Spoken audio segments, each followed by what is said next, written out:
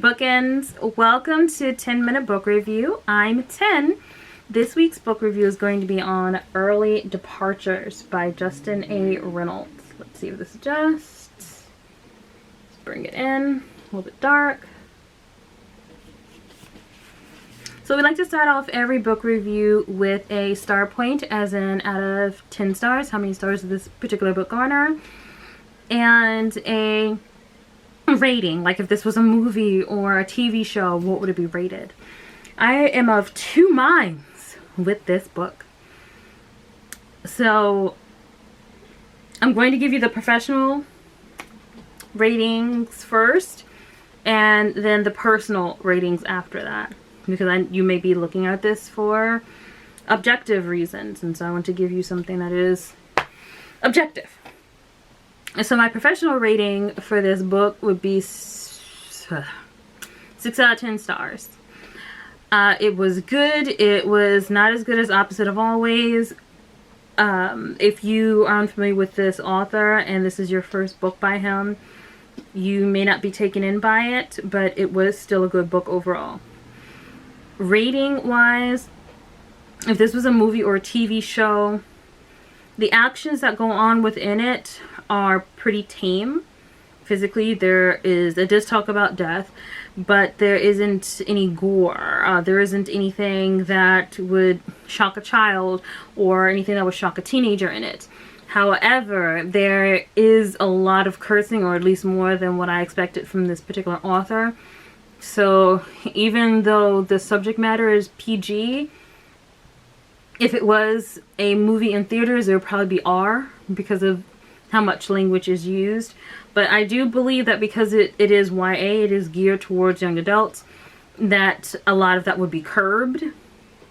So I would hope that if this was a movie or a TV show, which in my opinion it does better than a book, I would hope there would be a PG-13. But if it was left the exact way that it is, because the content, because the language used in it, it would probably be solidly in the area of an R.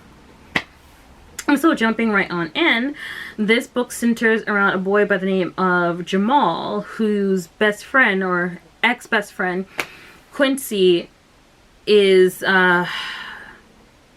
it's no spoiler to say that Quincy dies, because if you read the blurb, you're going to know his best friend Quincy dies. He also has a girlfriend by the name of Autumn who plays a big part of it. Jamal has a girlfriend by the name of Autumn. Now, Jamal and Quincy haven't really talked in about 2 years because Jamal feels as though the death of his parents was caused by Quincy, because Quincy called Jamal's dad to wish him a happy anniversary. And apparently his father was fumbling to answer the call, and there was a car accident, and the car accident killed Jamal's parents. So he blames Quincy for the death of his parents. And so now he lives with his sister as his guardian. So there are some parts in the book that are it's kind of hard to place the age of the protagonist at some points, because when he's in the present, he sounds like he is a full-fledged teenager. When he's talking about the past, which is only 2 years ago, so 14, 15 years old, he sounds though he's a little kid. He sounds more like he's around 7 or 8, even though he's around 14, 15. And the flashbacks are frequent. Like, you could be in the present in one chapter and then push back to the past in another, and there isn't really a heavy demarcation to let you know that this is going to happen, or even a hint in the previous chapter that you're going to be sent into the past. It just happens. This book is science fiction, but it's contemporary science fiction. I think something that Justin A. Reynolds and Mike Chin both do well are contemporary science fiction. So the premise of this book is that after Quincy dies, there is this procedure that can bring a person back to life, not through any spiritistic or alien or any other means of that way, but through science. It's supposed to be said that when someone dies, there is actually more brain activity in those moments than it is at any point in their life. And there's a chemical reaction that goes on in the body And the actual resuscitation isn't described in the book, like how it would work. And that makes sense because we're living this book through mostly Jamal's eyes. Some of it, a small part of it, is through Quincy's, but for the most part we're living through Jamal's eyes. And so a 16, 17-year-old boy wouldn't really have a large grasp on what they're going to do to resuscitate, or I should say resurrect, his friend. What is kind of heartbreaking about the whole of Quincy dying, of course this is a young man whose life is being cut short, but his mother not too long before that lost her husband, Quincy's father, to cancer. And because Jamal felt as though it was Quincy's fault that his own parents died in a car accident, he shut Quincy out. In fact, the first time that they talk again in 2 years is at the party where Quincy dies. It's very interesting in that regard. Unlike previous patients, he'll have nearly a month to live. Now, this is important because how the book works, the chronological order of the book isn't based on actual chapters. It's more so based on how many days Quincy has alive. There is a lot of dragging. This isn't that long of a book. Like if you're a kid of the 90s or even now and you watch Crunchyroll or Cartoon Network, if you've heard about DBZ, Dragon Ball Z, or any other Dragon Balls, you can know Goku will start fighting Frieza in episode 1, and 3 months later, Frieza and Goku are still fighting. He has not won. He's still in the first fight. And Frieza hasn't even changed form yet. That's how this book kind of felt.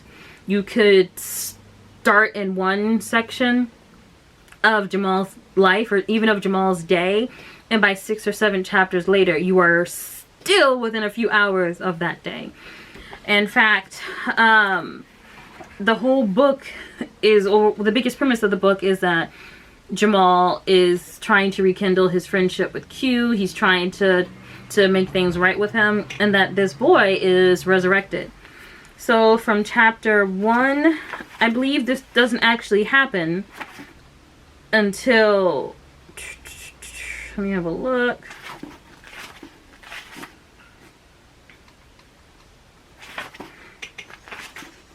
Almost done. Because once again, there's a lot of meandering. You go back into the past and then come forward, and without too much of notice that that's happening. I'm already on page 141, and the night of the boy's death is not even over yet. Like, we're meandering back and forth. Like, I'm already right here. And if you can see it, I'm already right here. And the night isn't over yet. I'm taking this off because it's kind of getting in the way. And something decided to fall, but that's okay. Okay, by 166, he's actually waking up again. Quincy's waking up again. And absolutely nothing eventful has been going on. He drowns, he's taken to the hospital, he's taken to a center for reanimation purposes, and he's brought back home. Those 3 things happen. And it has taken 166 pages. 166 pages of this 467-page book for that one action to happen. But in the blurb, that's one of the first things that's mentioned. He's brought back to life. So you can see that there's a lot of meandering going on in this book. So if this was a reader's first dance with Jason A. Reynolds, I called him, I'm sorry, I said Jason, Justin A. Reynolds. If this is their first dance with Justin, they may not want to dance with him again, in all honesty, even though he is a really, really great author. But once again, this is a professional portion of the review. So, yeah, there's a lot of meandering. A lot of meandering. It's no spoiler to say that, of course, Quincy is going to die again. And the premise of the book is basically watching Jamal try to navigate his feelings for his best friend and why he decided that he no longer wanted to be friends with him, and trying to get past that, knowing that this person who he loved dearly is going to die again. And so it really is a story about loss, and how does one react to said loss when one has no choice but to look that loss in the eyes and deal with it, when there's no more looking to the left or right, like, okay, yeah, I do need to make up with this person, but I'll do it tomorrow, I'll do it tomorrow, I'll do it tomorrow. But when you have a definitive date, like, no, this person's going to die on January 31st, 2021, you know, okay, well, no, I got to make it right now. Like, I got to do everything I can do right now, because come then January 31st, this person's gone. So it is kind of forcing the reader to look people in the eyes that they may not have liked for one reason or another. And the reasoning is petty as to why Jamal was upset with his friend. But it also made sense, because, mind you, this is a 14-year-old boy. And his thought is, if my dad had never gotten that call from my best friend, my mom and my dad would still be alive. So the reasoning is skewed, but it also makes sense for someone of that age. So now for my personal review of Early Departure. Personal review, this book got an 8 out of 10 stars. The reason why is because I was really anticipating this book, and I love how it showcases African Americans. I love that Jamal wasn't the quintessential hood kid. I love that his girlfriend Autumn was black too. I love that his best friend was black. I love that they had parents who had black and brown love. I believe his best friend was half black, half Spanish, so all brown. You know, so I love that. And the reason why that is a big thing, it may not seem like a big thing, like, why do you care that black people like each other or love each other? Why is that such a big thing? And that is a big thing because in YA, generally, the black person in it is not the protagonist. And if they are the protagonist, then they're in some sort of hood setting. And if they're not in a hood setting, then they have all white friends. Or they have a best friend that's not white, you know, that is white. Or their parents, like, they're adopted. Or if they're in the hood setting, their parents' lives are cantankerous. Yeah, so there's a lot of horrible settings for black people in YA. We can never just come from good families. We can never just die regular deaths.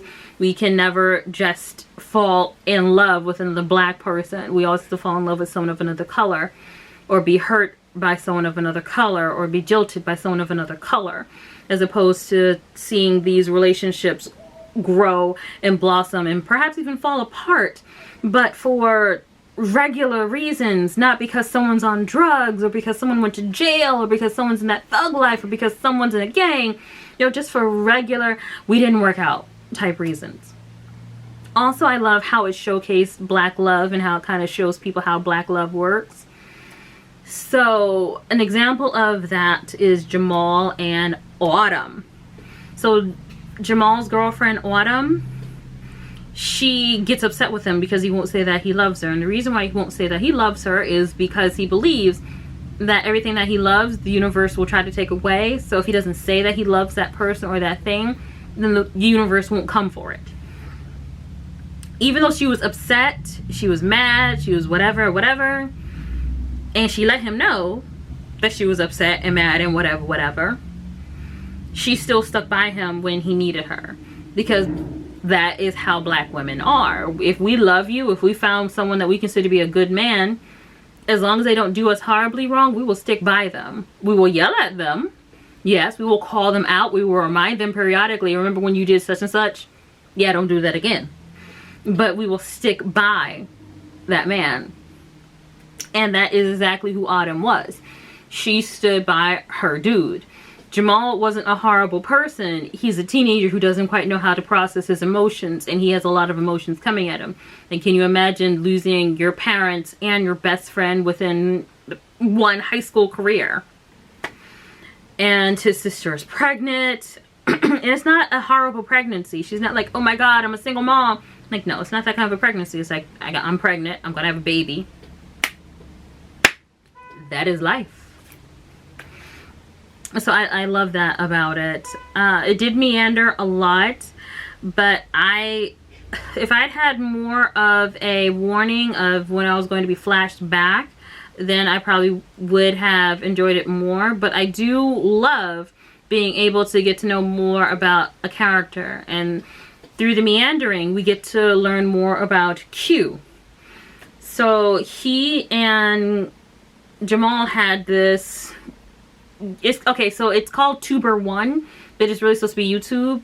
They had this channel on it called Johnsy in the Streets, and it was like a comedy thing between them, and they had a lot of subscribers, and they just had a lot of fun with it. And through that we get to meet Quincy. We get to find out why Quincy is so important. When we first meet Quincy, we think that he's a jerk. I'm just putting it out there because we're seeing it from Jamal's point of view. We don't even know why Jamal's so angry, because he says he killed his parents, but we don't know why. We don't find out until later. It's just a phone call. So we get to know more about Quincy, and we get to actually like Quincy. So that meandering did have a purpose. And also it is really thought-provoking, because it put me into a place where I had to think about how I would feel. I felt like Quincy's mom in a way, because I have a husband and I also have a son. And she had already lost her husband, and she was put in a position where, would you resurrect your child knowing that at some point they are going to die again, knowing that they're going to have to suffer through death again? Maybe not painful death, but death again nonetheless. I would love to ask Justin A. Reynolds if he got this premise from the Bible, if he was thinking about Lazarus or the other people in the Bible who were resurrected. Whether you see the Bible as a religious tome or a history book, it does mention numerous people who have been resurrected. And all of these people have died again. None of these people were resurrected and then lived on forever. They died again. And so the question is, if you had the opportunity to have someone who you loved come back to life, only to have them die again after a set amount of time, would you do it? Would it be selfish to say, no, I don't want them to die again, I can't go through that again? Or would it be selfish to say, yes, I want them back, they'll go through it again, but I want them back? Thankfully, there'll be a time where, you know, resurrection won't be that way. Thankfully, there'll be a time where when someone is resurrected, they will stay that way. But we're not there yet. And the science in this book was very interesting. Of course, it was told from the point of view of someone who was young, who was a high schooler. But I would have loved to have been able to theorize more with the science that was made available in this book. What else did I love about this book? I did not like the cursing. Did not like the cursing. It was more than an opposite of always. So I was not expecting the cursing in this. I was not. I love that there's no black trauma. There is zero black trauma in this book. So that is wonderful. I honestly feel as though this book would do better as a movie. I think having it as a book is an injustice. If this was a movie and it was flashing back as opposed to meandering on the page, I think that this would be so much better. Even if this was a television show, I feel as though this should be either a screenplay or the first chapter should be a pilot. Like, this should be cut up into different episodes. In written form, it does it no justice. It just feels as though it's dragging along. If this was a movie or a TV show, it would be golden. And that's what I had to think of it as in order for me to enjoy it. And once I started thinking of it as episodes, I was able to eat it up. I was able to eat it up. Yeah, so if this could become a movie, that would be awesome. Although I would love to see Opposite of Always as a movie more than I would love to see this book. But I would go see this in the theaters if the cursing was cut down in it. Or if it was on Lifetime. I would love to go see. If it was on Netflix, I'm sure that... Not Lifetime, I'm sorry. What is that channel? It used to be ABC Family. I forgot the name of it. But yeah. If it was on something like that, I would definitely watch it. Anyway. this has been a 10-minute book review, so just to be clear, the professional rating for this book is a 6 out of 10. If this is someone's first dance with Justin A. Reynolds, they probably should go to Opposite of Always. Like, if they just want to get to know this author, this is not the book to do it with. Yeah. This is not the book to do it with because it does unfortunately meander, and that may throw you off of the author. So, yeah, go to Opposite of Always if you want to get to know this author. If you already know this author, then this is a great book for you to read about his next Black Boy Joy thing. And I say Black Boy Joy because it's not Black Boy Trauma. But yes, thank you so much for watching.